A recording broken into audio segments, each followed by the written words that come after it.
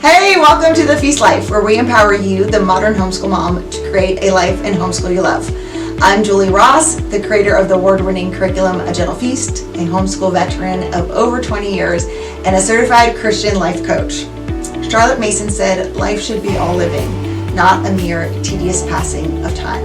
So on this show, we seek to savor the feast of life. So go get your favorite beverage and pull up a chair. You're welcome at this table. Hello, this is Julie Ross. Welcome to the Feast Life podcast. So, do you ever feel like the noise of life is stealing your peace? Today, I'm going to sit down with Sarah Clarkson, author of Reclaiming Quiet, Cultivating a Life of Holy Attention, to explore how even in a loud and busy world, especially as homeschool moms, you can rediscover the power of quiet.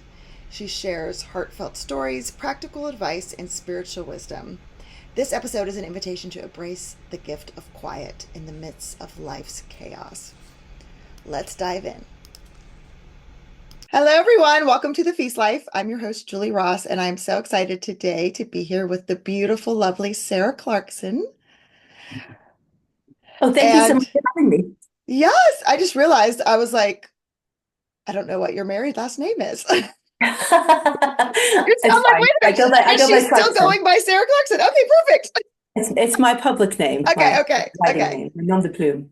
Yes, I appreciate that for sure. So the last time I had you on, I was hosting the Charlotte Mason Show podcast back in 2020, and we were talking about your Book Girl, right? Yes. And a lot has happened in your life in the past 4 years, hasn't it? It has indeed. Not Just the catch us least. all up on what has happened and what you're currently up to. Gosh, if 2020 we last spoke, so I must have had a baby. I must have had Samuel, who was my baby at that point. But we've had two more babies since. So he was my second. We now have Okay. four. Lucy is 3 now, and Eleanor is 15 months. So Wow.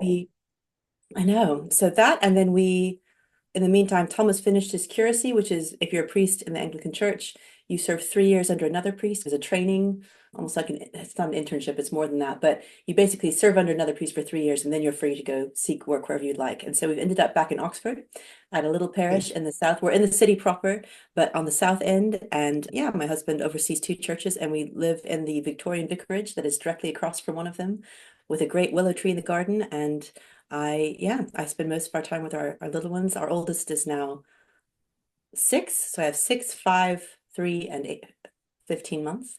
And I write a few hours a week when I can manage it. And I guess I've done another couple of books as well. So I should say that this Yeah, beautiful piece of Reclaiming Quiet. Both yeah, books of my heart. no big deal, right? And you were back in, were you back in school in that time period too? Or that was No, so before? I finished my master's here at Oxford in 2019. I've officially been back in school since then, though, doing much of reading. And Of never course. say never. Okay. I love Oxford. I've been there twice. Oh, Is living there as magical as I think it is? it really is. I've lived here on and off for over 10 years now, and it still feels magical. I think it's a city of history and movement, but there's still these corners where you can step off the road into these kind of timeless, suspended spaces of beauty, of thought, of worship, of Mm. prayer. I was studying this morning in the library, the upper reading room, and just, Oh, yeah, I'm so that's just a jealous. beauty. It is. It's magical. I feel so blessed to be here. And something I've discovered since having children is what a green city Oxford is in the sense of it's Mm. surrounded by parks and gardens Yes. and public walking spaces. So Lots of beautiful outdoor spaces with the we do a river lot and of wandering yes, outdoors, which is really fun. that's such a gift for your kids too to be able to have So that in the much. middle of what can be like a very big city in places too. Very And much so. Yeah. yeah. And an hour from London, which is very nice. Yeah, I live vicariously through you on Instagram, so I appreciate all the Excellent. posts that you put about Oxford. And Excellent. I have to tell you this. So my oldest daughter turns 24 today, or turned 24, Oh, and I was 24 when I had her. So I'm having this like weird full circle moment here of all the feels. And I bet. I was thinking about how when I first started being a mom, I had absolutely no idea what I was doing, even though I had read all the books to prepare myself and just felt so lost. And one of the bombs that helped me so much as an early mom was your mother's books. Oh, how And lovely. I know, and now I'm talking to you. And it was so beautiful reading this book because I feel like your new book, Reclaiming Quiet, Cultivating a Life of Holy Attention, which I will link to in the show notes, I got to see you as a mom.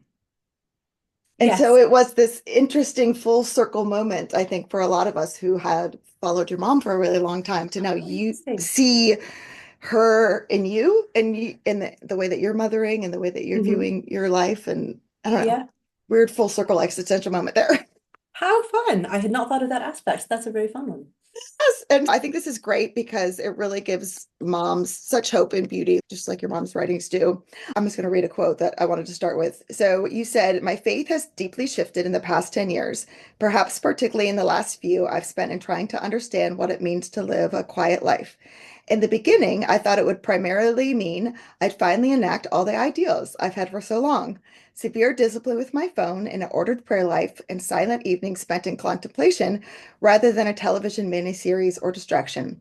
I did not expect when I found. Whenever anyone asks me these days what my current book is about and I answer quiet, they usually laugh a little mockingly, eyeing my four small children, or perhaps the church life my husband and I keep, along with its great reams of hospitable commitments. I know I respond, trying to accept the divine joke in good humor. I've never had less quiet in my life, but I think that actually may be the point. And I love that so much because, especially homeschool moms, our lives Yeah. aren't very quiet. And so, like when I first heard that you're coming out with this book, I was like, that does not apply to my life. There's no quiet. And I, like you, I have these ideals of someday it'll be so quiet. And then I'm like, but this is now. And how do I find the balance and incorporate quiet Yeah. in the midst of chaos all the time? So, what do you mean by that's actually the point of finding quiet when there is hardly any quiet? I think something I began to realize as I really contemplated the topic and thought about it in my own life was that I think we treat quiet a little bit as a specialist topic, like it's Hmm. for the super disciplined or the religious or the introverted or the lonely. It's something Yes. that not everyone does. It's a specialist thing. And I think Hmm. we see it primarily in terms of abstractions. Like I can be quiet if I subtract my Yes. children, my obligations, my Yeah. relationships, If you life know. will just pause, then I can Yes, find and so quiet. I started this out thinking I think I just need to get up at 4 a.m. every morning. And Mhm. obviously with three children under what was it at that time, under four, I wasn't getting enough sleep to Yes. even imagine such a thing. No. Still not. Yeah, yeah. Let's be honest. And so I began my whole idea of quiet shifted within myself as I Mhm. began to research and write this book because I realized that I had thought of it primarily as something I should attain. And increasingly, I came to see it as a homecoming, as something that is available to me at every Mm. point. I seek quiet not because I earn it, but because it is something already given. And so Mm. my return to it as a response is the accepting of an invitation rather than the proving of my strength or the earning of quiet as a reward. Quiet has already been given. Quiet is Mm. the space where I come home to meet with God's voice within myself, with the person He's given me in my interior world. And I think once I Mm. began to see that, I began to realize quiet is something that every single person needs. And it has to be something. Are some people called to lives of intense or disciplined quiet in different ways? Absolutely. Yeah.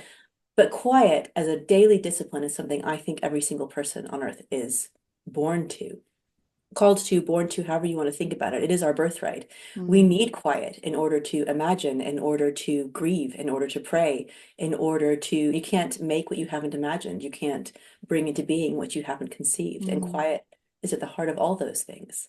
And so once I turned from seeing it as a specialist topic that then in many ways would mean I couldn't do it, I had Right. to ask myself, what does this mean for me? I haven't had more than 5 minutes of quiet time in 5 years. Yeah. There's a lot of people around the world who haven't either and may never. I Mm. think once I started thinking about the whole world with its many working and suffering people, Yes. I decided Most that of us. quiet had to be something other than a heroic discipline I attained by Mm. much grit and making everybody around me stop needing things.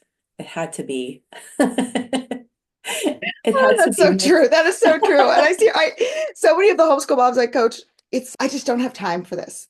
I know Yeah, I need this. I know I need to pray. I know I need to journal, but there's just no time. And when I actually get to start digging in deeper with them, it's yeah, because they don't feel that they're worthy yeah, of saying no to all the other obligations, yeah, tyranny of the urgent, to get it. And I love what you said because it's a gift. It's not something you earn. And I see that like I can earn the quiet when the house is clean and all the chores are done and we've done all the lesson plans perfectly for the day. Yes. Now I get to have quiet, like a reward, like you were saying, and seeing it as something like, no, like you are inherently worthy of quiet because you are God's child and he's waiting for you. I love that concept of the invitation. And in the book, you talk about the kitchen table in your heart. Can you explain that for people? I loved that metaphor. I think so. It started for me years ago when I read Teresa of Avila's Interior Castle. She was teaching her sisters at the time, medieval Yeah. convent, how to pray. And she said, you need to picture it as there's this inner room and the beloved is waiting for you there and you have to travel there. And there's lots of lizards and other things that want to keep you from getting to the room. And I loved this idea of our interior world being a home, Mm, I think it helps to visualize there's not just a blank space inside me, there's a whole world. And I think very much as a mother, I'm educating and forming the worlds of my children inside. And so I mm, love thinking about the formation of an interior world. And so I think the more I thought about that, and then spending, as I talk about in the book, this a month with some friends where sitting in their kitchen every day became this place of renewed quiet and really attention and wonder for me. I began to think about it as the kitchen table in my heart, where every day I'm invited into this kitchen. And it's very much of and amidst the ordinary. This is in amidst my ordinary life is where God waits to sit down with me. And the kitchen, my interior place is not right now a castle, it's a kitchen table because that's what my mm, is made up of. But that's where the beloved waits. And I think it helped me to shift as well to see quiet doesn't necessarily mean the time that I have by myself. That's part of it. But quiet is also gives me the capacity to respond to all the needs around me with a hushed attention. So quiet happens right in the middle of the activity and the noise. It's very much more about my own rootedness in attention and hush and response than it is to necessarily the absence of noise and need. Quiet means I can mm, sit down and look into the face of a child and actually be present to them and have a stillness within me that mm, allows me to see mhm, them and the fullness of their need. That's quiet. And it's rooted in the practice of having some time alone, having time of mhm, prayer when I can. But that's mhm, the fruit of it. Quiet changes and alters the whole way you live the ordinary. mm. That's so beautiful. Yeah. Because you want to have that inner calm, that Yeah. quiet, that peace in those moments of chaos. In the Mm. book, you talk about cultivating a life of holy attention. Can you describe in more detail what you mean by holy attention? So I think that, so a couple of things. I think on one hand, attention is something that the world, secular and Christian, is in such need of. We live in a world that fragments and fractures our attention. We have so many screens, 100%. so many activities. We take in so much more information in a day than anyone in history has imagined taking in just because it passes across our screens. Mm, So I think at a very basic way, attention is the capacity to stop the circus and be able to step back from it and retain a sense of self, retain sovereignty over my eyes and my interior world and my mind and myself. And when I say holy attention, I think specifically for those who know God and love Him and are called to be entering daily interrelationship with Him. It is an aspect, a part of our discipleship. I would say mm, quiet is integral to discipleship because I think we are called to be a listening people as Christians. We're spoken into being by the word. And so there's a sense in which the whole of our nature is meant to listen for God's voice and to respond to it. But how can we mm. listen if we don't have any capacity to be quiet? And so I Yeah. think the practice of holy attention is the increasing learning to be a listener, to be one who at the core of their being is listening for the voice that spoke them into existence, is listening for help, is trusting in a goodness larger than my own. And so it is both attention in a general sense and holy attention in the sense of this is integral to our spiritual formation and journey and to who we are called to be as those who love Christ and are called by his name and listen to his voice in our inmost souls. Yeah, I love that. Because we always have an opportunity at any moment to turn our attention and to Absolutely. control what we're thinking about and what we're Yes. focusing on. And what we focus on really does change the impact. So we're focusing on the fact that this lesson didn't go well, or the dishes aren't done yet, or we still have laundry, that's going to consume us. But we always have the choice to turn our attention back to God, like you're saying, no matter where we are. That kitchen table's always open and that invitation and Yeah. seat. And the smallest of moments. I've come to treasure the small moments as Mm, the place mhm. of real change. Absolutely. Yeah. So I'm going to read another quote. I love it. He said, It is a truth, universal, but rarely acknowledged, love the Jane Austen reference, that human beings are born into a state of pilgrimage. We are by nature seekers. This broken world isn't the one we're born for, and we're looking for the native ground of our inmost hope of all the days of our busy, ambitious lives. That's not usually the first way we describe ourselves or measure the outlines of a good life, but it's the reality thrumming beneath every pattern of human existence. So I love the Jane Austen reference, so I just had to point that out. I chuckled. But also this idea of kind of a pilgrimage and of growth, because I feel like as moms, we often struggle with, I have to have it all perfect and I have to have it all figured out. And especially today, as I'm reflecting on my daughter and the 24 years of being a mom, that was 100% not the case. It's a continual growth and change and process and learning and seeing mistakes and things I wish I didn't do as opportunities and continually growing and changing. How have you seen this kind of concept of pilgrimage and how does it affect your kind of view of what it means to be this quiet, holy attention kind of lifestyle? I think in quiet, we tap in. One of the things I think we come to in quiet is a core sense of actually, I'm reaching for something more than is before me. The broken world, in all its beauty, is never enough. And that's true Mm. for us, it's true for our children. And so there's a real sense in which quiet allows me to remember that I'm reaching for something greater than myself, that there is this journey I'm called to, there's this growth. And actually, with it, then to be able to acknowledge what is this restlessness in me? Instead of medicating it with a scroll through Instagram, let Yep. me ask why I'm hungry. What am I hungry Mm. for? Why is there at back of my whole life this sense of a desire for a beauty or a love or a goodness that I just can't get my hands around? Because I think that's a native part of human nature. And for me, part of my home education is shaping my children to know what to do with that hunger. But quiet Mm. is part of it because if you don't have the time to sit with that and interrogate it and listen to it, if you think that it just needs to go away or be filled, you're going to chase 1,000 things. It's the old history of the world. I'll chase Yep. everything in the world until I finally figure out that nothing satisfies me. In that sense, it's an ancient training of Yes. our souls to not chase the vices, but Yeah. rather to recognize that what we hunger for isn't to be found in this world because it's beyond it. It's we're drawn. Mm. It's what C.S. Lewis says. If you find in yourself a desire that nothing in this world can satisfy, it might be that you were made for a different world. But I Yes. think an important aspect of that, which Lewis would agree with, is we journey through this world and we aren't Mm. evacuated from this world. Christ Yep. didn't, because Christ came into this broken world. And that's where he meets us. And it's in the midst of the creation that he made that fell, that is being redeemed, where we listen to his spirit and follow him right through the brokenness of everyday life and yet recognize ourselves as those who are progressing to a remade world, to a new world, and that we are enfleshing that and expressing that in every aspect of our lives. When we make homes that are beautiful and ordered and full of goodness and art and music, we are reflecting. Sorry, it's my husband's phone. Sorry. That was okay. The kingdom that will come. We are reflecting what we are looking for. I'm so sorry, it's my husband's office, and I have no idea how to turn off this phone. It's totally fine. We can totally edit it. My daughter, the one I was talking to about, edits my podcast, so she can cut it out. I'm using his office We'll because make it's a the note. quietest place with the Is it best like an connection. intercom? It's a phone, but it's an old style phone. And I have no idea which button I push if I'll answer it. And then they'll be like, who is this? What is the vicar doing? I don't dare do anything. I'm sorry. Usually it doesn't ring. Oh, no, it's totally fine. Okay. No, it's a, Tell me where we were, or we could yeah, go. I know, like my ADHD, I'm like, oh, where are we Okay. now? Rabbit trail. Oh gosh. I'll ask you something else I was thinking of because I can't go back because Hopefully you can salvage something from that too. the neurons aren't connecting there. But so in your book, you mentioned going to Concord and going to Louisa May Alcott's house. And I actually Yeah. just took my kids there in December.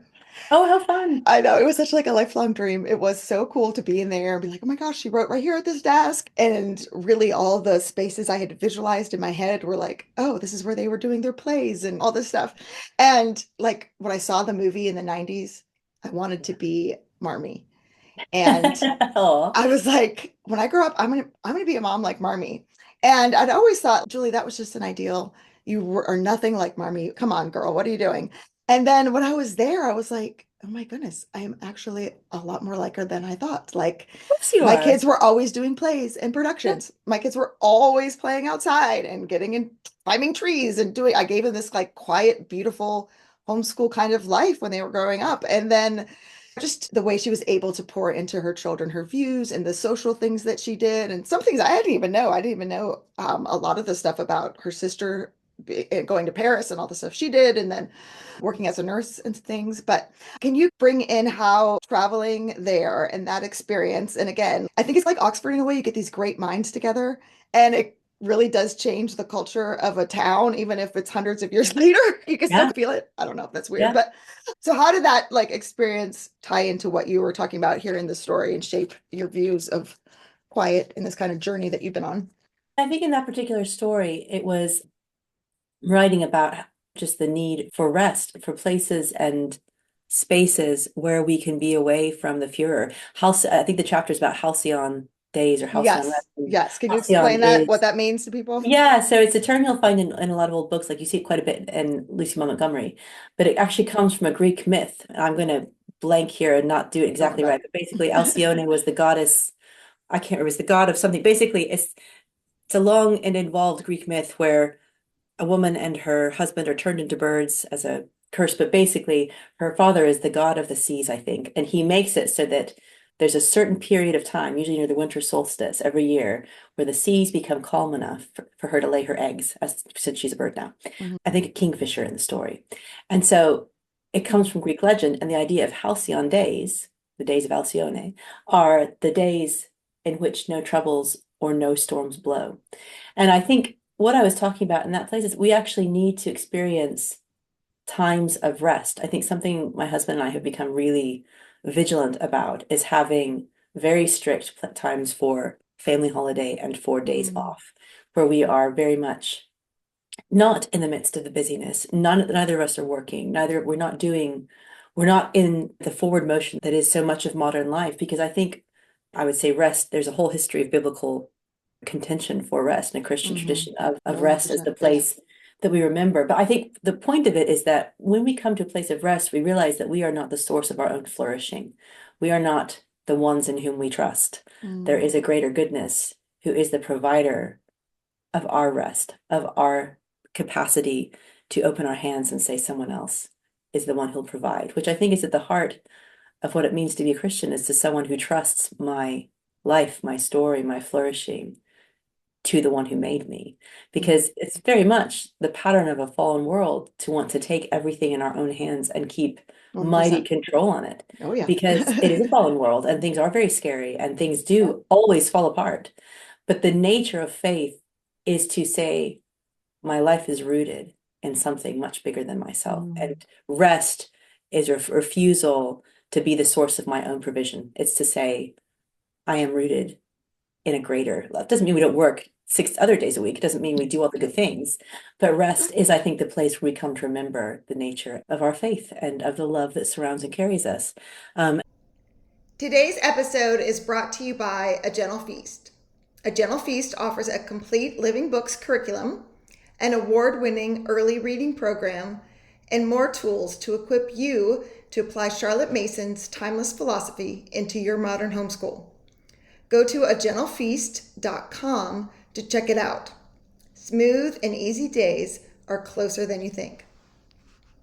And I think in that sense, when you go to places like Concord, I think is a very special place because the people there, it was thank you, Ralph Waldo Emerson, Henry David Thoreau, Nathaniel Hawthorne, the Brontes, not the Brontes, sorry, I the, wish, because the Alcotts. This is I've the been trying to result get of, up to their house oh for man, years too. this is the result of no sleep for the past month. We've been on our fourth Oh, illness in 4 weeks. oh my gosh. Um, Yes, you told me. Oh, I'm so sorry. Well, oh thank you no, for no. coming. I know Oh, it's it was so a hard when pleasure. little ones are sick.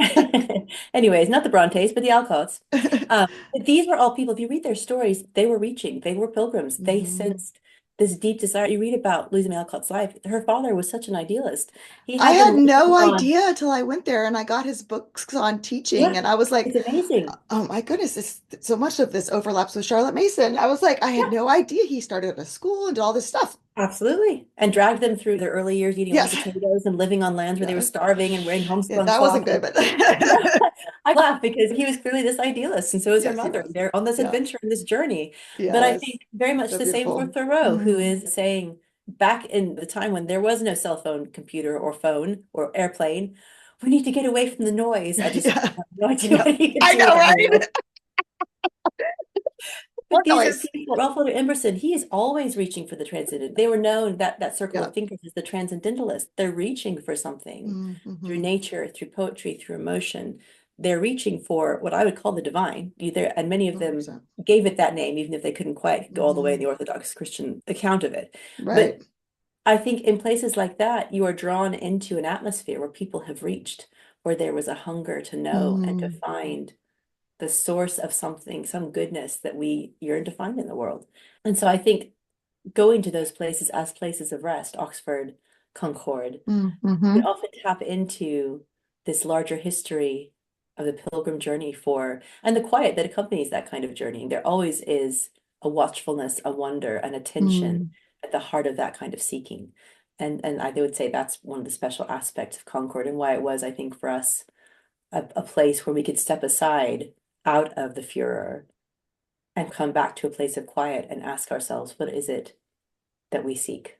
Mm-hmm. I have a morning prayer that I often use, and one of the aspects of liturgy every day is, who is it that you seek? And I Mm-hmm. think, and then you responsively say, I seek the Lord. Who's it? I seek, no, now I'm going blank. This is totally lack of sleep. I say this every day, but I seek the Lord my God. And I think that's what we come to in the moments of halcyon quiet. Who is it that you seek? What is it that you seek? Mm-hmm. And all those people, they were all on that journey. They're all seeking, Yeah. and I totally see that in Oxford too, in the thinkers and the writers and the people that you quote a lot in the book, Lewis Yeah. and Tolkien and all that, all on this kind of pilgrimage together.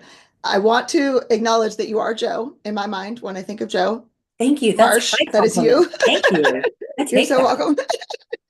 You mentioned that in the book, and I was like, oh my gosh, she's totally Joe. I totally see it. Just want to acknowledge that.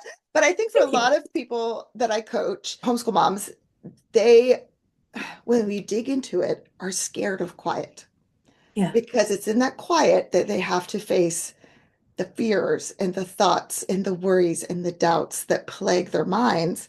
And we buffer them, and our modern world makes it so easy, like you said, to be totally distracted by Instagram, or we can buffer them with other things, food, shopping. There's a million distractions now. And so often they're like, I know I should journal, but I keep putting it off. And when you dig into it, the reason they're putting it off is because they associate it with pain, because it's Yeah. in that moment that they have to feel and acknowledge some of those painful feelings. So, did you experience any of that in this kind of quiet journey? And then, if so, how were you able to work through it and not see it as something like it's like, oh, this is going to be painful, but as this is going to be an enjoyable experience? This is something I need, like I need air. Absolutely. I think one of the things I say early in the book is there are two people we meet in quiet, and the first one is ourselves. And that's can Mhm. often be a pretty awful thing because quiet does put us in the presence of our hunger, our need, our failure, our fear, our Mhm. guilt. I think for me, I had an early training in the rigors of quiet because I was diagnosed with mental illness when I was 17 and had quite a lot of intensely dark, quiet Mhm. times. And I think I very quickly realized if I didn't address the darkness, it would rule me. And that's the thing that I think we forget sometimes is refusing to address these things that run below the surface of the everyday doesn't mean that we Mhm. aren't formed by them. In fact, we are deeply formed by them, and they will Yes. increasingly shape our decisions, our relationships, the way we see the world, the way we reach, the way we dream for ourselves and our children. Unaddressed, those things become these mighty, gigantic darknesses in the back of Yes. our minds that actually do profoundly shape our decisions and our sense of self. But I think who wants to turn and face a monster? The thing is, the second Yeah, person right. running quiet is God, Yeah. is the one who brings light in the darkness, the one in whom there is no darkness at all. And I think that is the thing to remember in quiet, is when I come to the quiet, I'm not coming only to the darkness of Yeah. me by myself. Yeah, I'm absolutely. coming to the darkness that Christ came to invade. And I will find him there waiting for me. That is a Mm-hmm. thing I truly believe with all my heart. If you know the Lord Jesus Christ, you will find him waiting at the heart of your quiet, however dark, however muddy it feels. And in his presence, you will begin to untangle and to heal the darkness because the darkness begs to be healed. And that's part of what I think that we miss in this world. I think we have mental illness and loneliness and disturbance on the rise. You look at the rates of distress among teenagers, Yes, I and I have just think three in that, high school and two young adults, and it's oh, yeah, and I just think a lot of that comes from being raised in a world we're contending to raise our children not that way, as I'm sure you have, but it's a you know, battle.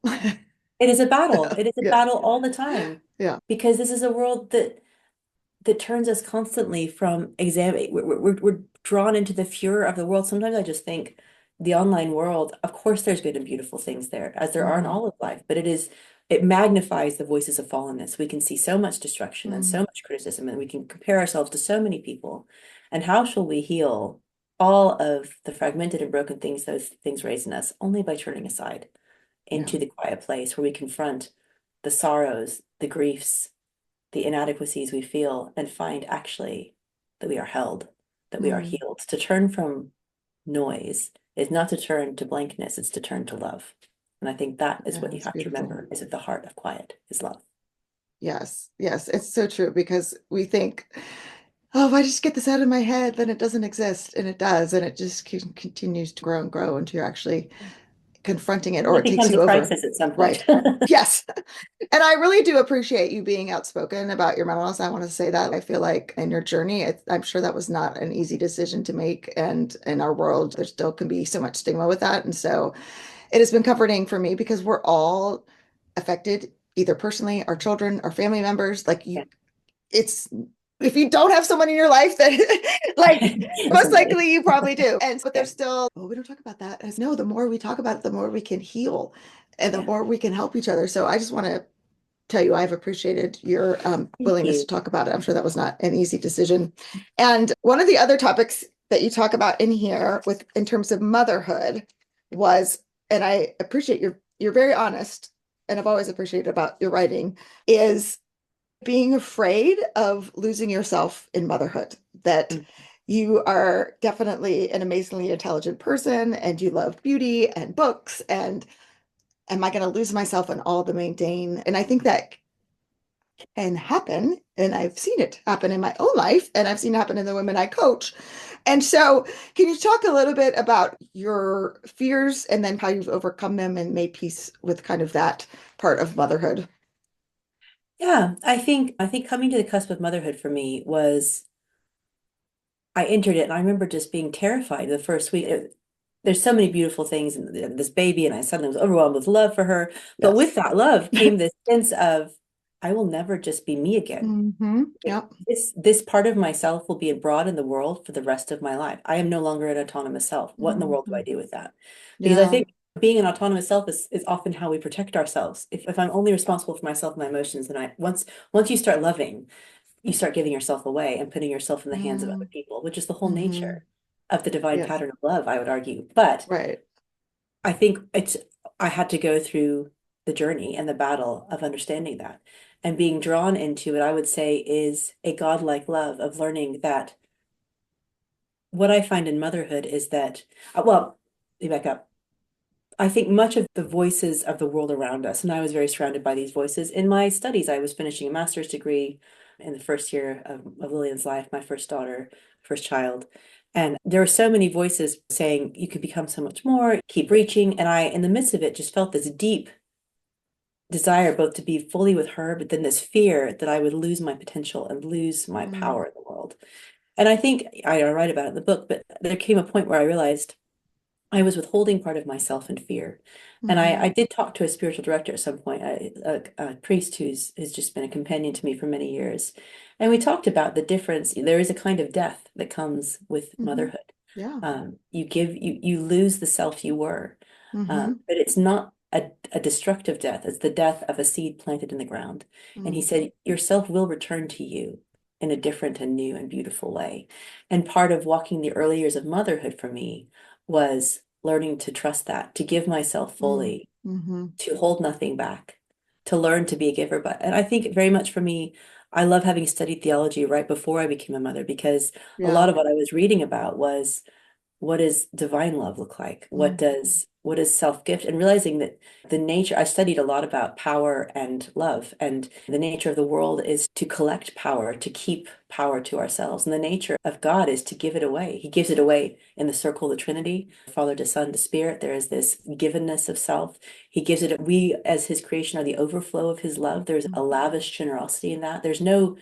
God has no need to create us, no need to make the world. It is the overflow of affection and love. It is gratuity. And to realize that I am made in the image of a God who loves gratuitously, and this is at heart of the nature of my motherhood, it called me into walking by faith with that for a while. But in the midst of that, realizing how can I then continue to be the self that God created me to be and loving me and Mm-hmm. not I do think it's a false narrative that the world gives that you'll just be obscured by motherhood. I've become more Yeah. myself in being a mother in so many Mm-hmm. ways as I have learned to walk the tension between self-gift and boundary, between times of, which is most of the time for me, of being totally present to my children, but then also with my husband saying there are times when I'm away, when I have Mm-hmm. space for quiet, and that's not leaving them. It's part of this tension of being my spiritual director says you can't give a self if you have no self to give. So Mm. part I of love that. cultivating quiet in the midst for me is actually coming back to a place where I have a self to give. I'm not dying on some altar that God didn't call me to. I'm actually recalling the fullness of the self He created me to be and His love and His parenthood of me so Mm. that I can then pour it out to my children and my parenthood of them. So that then hopefully they will give it to every person they meet. It is this, Mm. but love grows. Love is not finite. There's not a finite source of love. There wasn't like and I think with that self grows. I think that's something we don't Yeah, often right. realize is that we expand 100%. in loving another. We expand in becoming parents. It wasn't like I had this much and then I gave a fifth of my Yeah. pie away to my child and now I only have four-fifths Yeah. left. Not how it works. Yeah. I am me, and then I expanded more to my child. And actually, with my love for my child came more resources in my Mm. side. I've become someone more than I used Mhm. to. And I think that happens in every aspect of love and friendship and parenthood and ministry. There's so many ways in which I would just say the fruitful love of God shows us that Mhm. we are called into this burgeoning, growing life. But for me, in the midst of that, I do think it's still saying that doesn't mean that I didn't then say, ah, I need to now figure out in the midst of this life of self-gift, how to continue Mm. to cultivate a self to give, how to Yes. continue to see myself as someone created and loved, how to, I believe I have a vocation to write. How Hmm. do I continue that in the midst of being a mother? These are not things that have to be against each other. These are things I now order and plan for in the midst of my life. And from the earliest days of our marriage and parenthood, my husband has said every day you're going away for 3 hours to journal on a Saturday morning. And, What you a know, gift. That is beautiful. yeah, and That my is so husband is beautiful. a massive gift. Yes. I will say so much of my life would not be possible without his generosity. But that has just been obviously in small baby days, I had the baby strapped to me, but Yeah. once they're old enough to stay with him, he takes them with him. I And love that. yeah, I just having those spaces, it's not wrong. It's having spaces of quiet and creating an ordered life where you know to expect times alone is not a Hmm. withholding of yourself. That's not the withholding of yourself. That's Yeah. actually creating a way to sustain a life of love. And quiet is Yeah. always sustaining love. That's part of its power. I love this kind of metaphor of you're dying to self, but it's in that death that you're creating the fertile soil for that new Absolutely. seed, that new you Yeah. to start to grow. And Yeah. it's only in that process of motherhood and dying to yourself that new growth can even happen. But that you do have to cultivate it. You can't just hope it No. Yeah. grows. Very much. And so I love that you're like intentional. And I say this to people all the time, if you want to learn a new hobby or read a book or grow your mind as a mom, like you must schedule it. It must be on your calendar. Absolutely. It can't be like, oh, if I have extra time, I will go write today. Like you're never going to have extra time. It's never going to happen. Yeah. So I love that you're so purposeful about it. And again, it comes down to what you were talking about earlier of seeing yourself as worthy of Yeah. having that time. Yeah. And Yeah. you are worthy as, yes, you're a mom, but your role as a daughter of the king hasn't changed. And you're No. still worthy to become the person and be on mission and serve all the things. And God gave your children you as a mother, which means you in Mm. the full giftedness and vocation of your life, of your special creation as God's child. If you don't cultivate that, you won't have that to give to them. I think I've increasingly realized part of my mothering of my children is drawing them into the things that I love, I into the love it. places where I'm gifted. And this is part Yes, of my legacy as their mother is, absolutely. And they need to see yeah, that in you because that's yeah. inspiring. This is a life worth living. I want to have that and grow as a mom and a person too, and not, I oh, model to them what it looks like to be a person. Yeah. yes, absolutely. It's so beautiful. Okay, one last quote here. And tying it all back to homeschooling for my audience here, you wrote, it's easy to look back on childhood or even an earlier season of adult life with the diamond lens of nostalgia. So true. I'm sure there was just as much fallenness and struggle around me as there is now, but there was also a lot more boredom. That's putting it in negative terms because I know it now for one of the greatest gifts of my formation. The hours of late afternoon stretched empty each day. I could play outdoors, I could read a book, I could craft or draw or find a few friends and siblings to entertain me. But often those hours open and closed in a great swath of independent solitude. In that space, so difficult to call these days for child and adult alike, I gained one of the greatest gifts of quiet, imagination. So, can you talk a Mm. little bit about this kind of like that homeschool experience you had and how that cultivated imagination in you then, but also how it's continuing to shape you as an adult. Yeah, I think from very early on, my parents understood that a lot of what children need is the space to imagine. Imagination is this wild and beautiful force, I think, in childhood, is this gift of God. I think it's one of the ways we most image being made in God's image. What is one of the first things we see about God in Scripture? Well, we see a God who is imagining the whole universe Yeah. and calling it into being. He's creative. He's coming up with new things and plants and things. And I think this is what we tap into when we give children space to have silence, is the capacity to craft interior worlds from which they can draw creativity of all sorts. But I Mm-hmm. think I was very much shaped by those rhythms of not just accomplishing lots of schoolwork, but of reading a lot, which is a kind of quiet as well. Mm-hmm. And then having space for that to foment and take root and for something Yeah. to happen in the midst of it. Yeah. And I think that one of the most powerful forces that we just so discounted in this world, and I think we even discount it educationally because we think we need to fill children's Yep. time with activities and learning, 100%. and Yes. Mm-hmm. actually quiet, boredom, space, spaciousness is Mm-hmm. one of the greatest gifts we can give a child, because in that they're born with a natural capacity to encounter the world as wondrous. It's something we have to fight for as adults, but it's native to children to Mm-hmm. encounter the whole world as sky, a leaf. Like everything is an astonishment, and Yeah. that's their native gift. And quiet is the place that we give that. You send a child out to the garden and say, and obviously my children, but I don't want to go to the garden without you. I can't stay up for that. Yes, okay. That's just nature children. Some Yes. children. My children certainly. And yet then you send them out and you watch. A fort is built, a story begins. Mm-hmm. Mama, I found this bug, and there's three new birds in the birdhouse. And this is quiet in that sense, is the ground of creativity. And without it, I would argue that very little new creation is going to take place. Yes. And I sometimes wonder what's going to happen with a generation that is so dependent on phones to I entertain. know. I think we've given Terrible. creativity to screens. So the space that used to be open and unstructured, where we would go inside of ourselves Mm-hmm. to imagine, to play, to entertain ourselves, has now been taken over by something that brings children out of that inner world and to become dependent on someone else to entertain. But how are we Mm-hmm. going to have creators who create in the next? I'm really curious about how this will work with when Yes, we me too. lots of us and really depend and on screen. and AI creating a lot of things for us, so we don't have Well, to. that's the Yes. problems we've given over. Let us create humans who continue to create new things. But I think cultivating that is at the heart of education, because whether it's Charlotte Mason, whether it's my parents writing about it, whether it's Mm-hmm. any number of really great educators, I think there's an agreement across the board. And it's fascinating. My husband was a school teacher in the Netherlands before we married. And so Oh we've always wow, I had, didn't know that. Okay. yeah, he's a primary school teacher before he became a priest. And so we've always had a lively discussion about Wait. homeschooling. But we both Okay. realized from basically the first time we met, we had a similar philosophy to childhood and to education, That's which great. It's was so important to be on the that same both said page. Borden, Yeah. um, Yep. a spacious life, one that is not Hmm. hurried. Yeah. And in that grows. And imagination, it's such a misunderstood thing. I think we think of it as imagination isn't real. Actually, imagination, as Lewis would say, everybody should go read C.S. Lewis on this. Yes. Reason is one way, one organ. Imagination is the organ of meaning. We are Hmm. constantly using imagination to bring meaning to the world around us. And it's the way we create new things within the world. You cannot create what you have not imagined.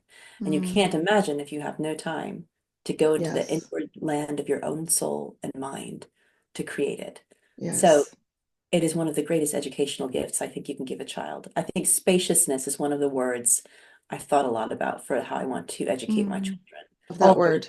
beauty and books and blah, blah, blah. Yeah. But space. I want us to have a Space. spacious life. Unhurried. Yes, I love that. unhurried. Yeah, Yeah. It's something yeah, I talk a lot about on the podcast, and I bring in a lot of guests to talk about yeah. this, and I'll stand on my soapbox all day long Well about done. it because it's, I think, so vital, but it's so hard in our society with this pressure of trying to keep up with everything and if, trying to fill all those spaces. It's really interesting. There's a parents review article from the early 1900s, and he's talking about this gift of imagination that we need to give our children. Yes. And he mentions, but we feel the temptation to fill up any void of time with tango lessons. And I'm like laughing. So I'm like, What would he do with TikTok? yeah, I know. Or to lecture while we're waiting for the doctor. And it's what we do is, oh, we're in the car. We must listen to an Yeah, audiobook. We're waiting for the doctor. We must be doing a lesson. It's like we have to fill every nook and cranny of our children's days, but then we don't realize we're also filling every nook and cranny of our imaginations. yep, So I think there's some people who have, like you and I, are like, oh, yes, our children need this, but my day must be full of every minute must be accounted for and it must be full of all yeah, busyness at all times. And then they were like, that the need for having an imagination doesn't stop no. when you're an adult. In fact, I would say you probably need more imagination. Absolutely, because the world gets harder, and imagination is Yeah. the means by which we navigate a broken world in which the circumstances around us don't give rise to much hope. Imagination is the organ of hope. It is how Mhm. we look beyond the brokenness to create lives of wholeness and order for ourselves, for our children, and for every other broken person that comes our way. So, how do you cultivate your imagination on a regular basis? Oh, reading. I Yes. am a reader. It is my refuge. And a lot of novels. I read books Mm, that create stories in my mind. I walk. I'm a nature. I love being out in nature. I think yeah. the spacious quiet of nature is a magic and a healing of its Mm, own. I have a lot of images in my house. I love art. And I think the older I've gotten, the more I've realized having images that mm, show me a glimpse into a different world, a glimpse mhm. into this scene, a glimpse into that story is actually hugely helpful for me in surrounding myself, not with just not cluttered images, not too Right, many, right. but the chosen ones that help Yeah. me engaged when I'm sitting down to rock my baby at night, looking at Mm, a certain picture or image, is just hugely helpful for me in opening up the world of imagination. It becomes this first stopping point on the way to my own interior yeah. world. Yeah, Yeah, I love that. I think primarily reading, art in our house, and then walks in nature for me. Those are my main Now, ways. are you walking by yourself or do you have your people? Or does it really matter? You can find quiet in both. Both. For me, the deepest imagination comes when I'm walking by myself. Yeah. That's my sweet time. Yeah. But there is still some aspect of it coming even in the midst of walking children. And I've learned when we're on long day, I've made a lot of our summers just about being outdoors Mm, quite a lot of the time and just going for long walks. And I always have a book and a notebook with me. And when they go off and get stuck into all sorts of things, I just find all sorts of ideas and thoughts come in the mm, midst mhm. of that. And I practice what I call contemplative reading. I think it very much came from I never got to read more than a paragraph uninterrupted, but it became I was like, I have a paragraph. I will now mull this while I baby or while they're reading. I'm working. Yes. These patterns by which to walk forward. You figure Mm. out the ways you can journey in the smallest of steps, even amidst these full days. Yeah, that's so beautiful. As we wrap up here, for moms who are like, I need more quiet in my life, what baby step would you tell them to start with? I'll say two baby steps. I'll cheat. Oh, Um, two. No, I'm just kidding. I think I have become convinced of the potency of morning and evening rituals. Yes, 100%. I agree with you 100%. So It can you be got 5 minutes. permission to It do can be both three baby minutes. steps. Yep, yep. It can be 5 minutes, it can be 3 minutes. But if you can begin the day with 2 minutes Mm, of attention, a scripture verse, and a prayer. My prayer right now, I had a spiritual director say, Sarah, don't worry about praying. Just say the Jesus prayer. Lord Jesus Christ, have mercy on me, a sinner. mhm, And if I can say that, and if I can still my heart for 2 minutes, it creates a whole different day. It frames 100%. my existence in a powerfully different way than if I stumble into the day, look at my phone, and stumble downstairs to go, oh my gosh, I have 4 children who have Yeah. needs. It's And you want breakfast again today? what you want to learn things? Yeah. So I think that, and then closing the day, which I'm often worse at, but having 2 minutes for reflection. Sometimes for me, it's just having a novel that I read for 10 minutes at night, Mhm. a short prayer. My husband and I try to say Compline together, a night prayer together sometimes. These little rituals that open and close the day, which means then my understanding of time, because I think quiet is often very much about our use of time. My understanding of time Absolutely. is not a stumble from screen to screen. It's actually rooted, my life is rooted outside of screens. It's rooted in this Mm-hmm. moment, this home where I live, these people that I love, this God whom I serve, and the beauty of the world around me. And if I can root myself in those places in the Mm-hmm. morning, the evening, then even the 5 minutes becomes this potent frame. It's like it re-enchants the Mm-hmm. whole rest of the day. So I Yeah, would say 100%. that would be my very first thing to say. Those are great. And there is a time I will encourage you that they get older and then they're teenagers and you can't wake them up for the life of you. And then you get lots of quiet in the morning. It's hard to imagine right now, but that will happen someday. It's coming, right? And then at night when you want the quiet, then they want to talk to you at like 11 p.m. So it's a whole different, This is what I've been told too. yes. But that's the thing is it's always a journey. It's always a process. And okay, this might work for this season. Okay, now it's not working because now our life is changing, or our kids are older, or we're moving, or whatever. And then, but keeping those anchors, I think, are so important, and having those rituals and those habits, and then they can adjust as you adjust and your kids adjust. Thank you so much for taking the time to talk to me today. I will pray that you all will feel better soon. I will link to your book in the show notes, but how else can people get in touch with you if they want to hear from you? So you can go to my website, is just kind of everything is sarahclarkson.com. Where I mostly write is on my Substack, so just Yeah. sarahclarkson.substack.com. And then I'm around on Instagram at Sarah Wonders, Wanders. Those are the main Yes. places I hang out. And you did a whole series on Instagram, like Advent poems. Was that this year or last year? I did Advent poems last year probably, and then I did Last year. 40 Okay. days of reclaiming quiet kind of to open the book. So So yeah, so that's a good way if reading people aloud and quotes, want like yeah, little snippets of something on the exactly, go. exactly. And we don't want to encourage screens, but it is really good. I love that you We'll did use that. screens redemptively. Yes, exactly. I appreciate that. Thank you so much again for taking the time to talk to us. What a pleasure. Thank you for having me so much. Yeah. I hope you enjoyed today's conversation. Sarah is so delightful and always a breath of fresh air. Let's wrap up with some key takeaways. Number one, quiet is an invitation, not a reward. Quiet isn't something we earn, it's a gift that's always available. Sarah reframes quiet as a homecoming where we meet God in the midst of our ordinary lives. Number two, we need morning and evening anchors. Simple rituals like a brief prayer or reflection can frame your day, bringing intentionality and peace to even the busiest seasons of life. Number three, the power of imagination. We all need unhurried, spacious time, as this fosters creativity and hope. This is essential for both children and adults. Sarah shared how her homeschooling during her childhood cultivated her imagination and how it continues to shape her life today. Number four, facing ourselves in quiet. Quiet often brings us face to face with our fears and struggles, but it's also where we find healing and God's love. Sarah encouraged us to embrace this discomfort as part of our growth. Number five, the tension of this self-gift. Motherhood involves a kind of dying to self, but it also expands us, creating fertile soil for personal growth and deeper love. Number six, Sarah mentioned this concept of halcyon days. Inspired by ancient myths and her own journey, Sarah emphasized the importance of creating intentional spaces for rest as a reflection of faith and trust in God.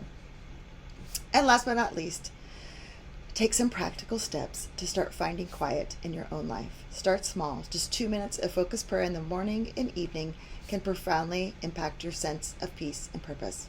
I hope you find some quiet in your busy week. Thanks for listening. Hey, thanks for watching. If you liked this episode, please heart it down below and make sure you subscribe so you never miss an episode. Leave a comment and let me know what you learned in today's episode. I'd love to hear from you.